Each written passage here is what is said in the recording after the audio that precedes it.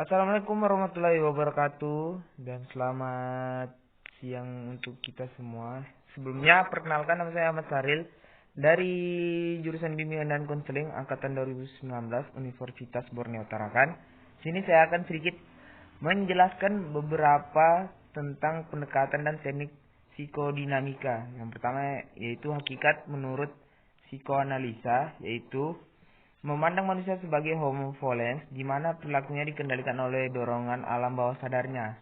Secara singkat, menurut pendekatan psikoanalisis, perilaku manusia adalah hasil interaksi dari tiga pilar atau komponen kepribadian, yaitu komponen biologis, psikologis, dan sosial, atau unsur hewani, rasional, dan moral. Selanjutnya ada struktur kepribadian manusia menurut psikoanalisa. Dalam teori psikoanalitik, struktur manusia terdiri dari id, ego, dan superego. Yang pertama ada id, merupakan struktur yang kita bawa sejak lahir dan berisikan semua potensi bawaan, termasuk naluri yang umum yang tidak kita sadari. Di dalam id terdapat dorongan-dorongan naluri yang cenderung primitif dan menimbulkan ketegangan karena menuntut untuk dipenuhi.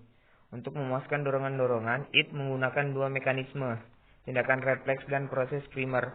Dorongan naluria dibedakan menjadi dua, yaitu naluri hidup yang merefleksikan kebutuhan id untuk mengejar kesenangan dan menghindari ketidaknyamanan. Yang kedua ada naluri mati, yang merupakan dorongan agresif yang negatif, dapat mencelakakan diri sendiri ataupun orang lain. Selanjutnya ada lanjutan dari habis id, yaitu ego. Ego berfungsi untuk membantu semua id memenuhi dorongan-dorongan secara nyata dan bukan hanya sekedar membayangkan atau melamun. Ego juga tidak hanya membantu memenuhi kebutuhan id, tapi juga merintangi atau menolak dorongan-dorongan yang tidak diizinkan oleh norma atau kode moral ditekankan oleh lingkungan sosial. Ego merupakan aspek eksekutif atau pengendali atau pengatur dari struktur kepribadian kita. Selanjutnya yaitu ada superego.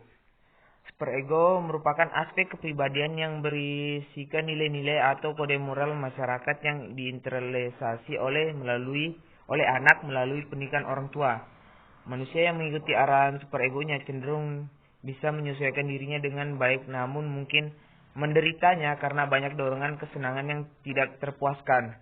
Sebaliknya, manusia juga kurang mendengarkan superegonya, cenderung bisa memuaskan dorongan tetapi seringkali ditanggapi rasa bersalah, malu, dan cemas. Superego berfungsi untuk membatasi dorongan-dorongan id dan mengendalikan ego agar tidak melakukan tindakan yang bertentangan dengan kode moral atau norma masyarakat.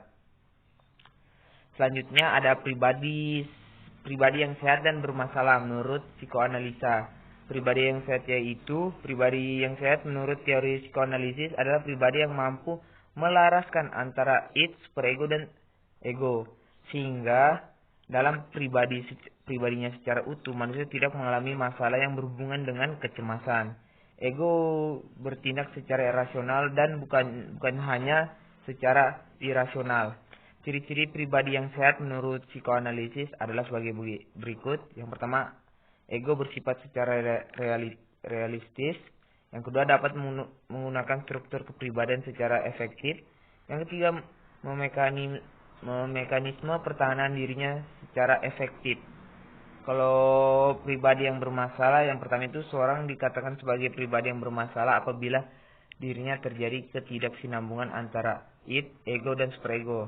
Ketidakcemasan akan masa lalu dan ketakutan akan masa yang akan datang, memiliki pertahanan diri yang tidak baik sehingga secara sadar maupun tidak sadar memenuhi perilaku atau tindakan secara nyata. Ciri-ciri pribadi yang bermasalah menurut psikoanalisis diantaranya jika terjadi kecemasan pada dirinya serta jika mekanisme pertahanan dirinya tidak berfungsi secara efektif. Selanjutnya atau yang terakhir, hakikat konseling menurut psikoanalisa. Secara umum, hakikat konseling adalah mengubah perilaku dan pendekatan psikoanalisa. Hakikat konseling adalah agar individu mengetahui ego dan memiliki ego yang kuat, yaitu menempatkan ego pada tempat yang benar, yaitu sebagai pihak maupun memilih secara rasional dan menjadi mediator antara id dan superego. Konseling dalam pandangan psikoanalisa adalah sebagai proses reedukasi lebih realistik dan rasional. Sekian dari saya, itu saja yang bisa saya sampaikan. Wabillahi taufiq walhidayah. Wassalamualaikum warahmatullahi wabarakatuh.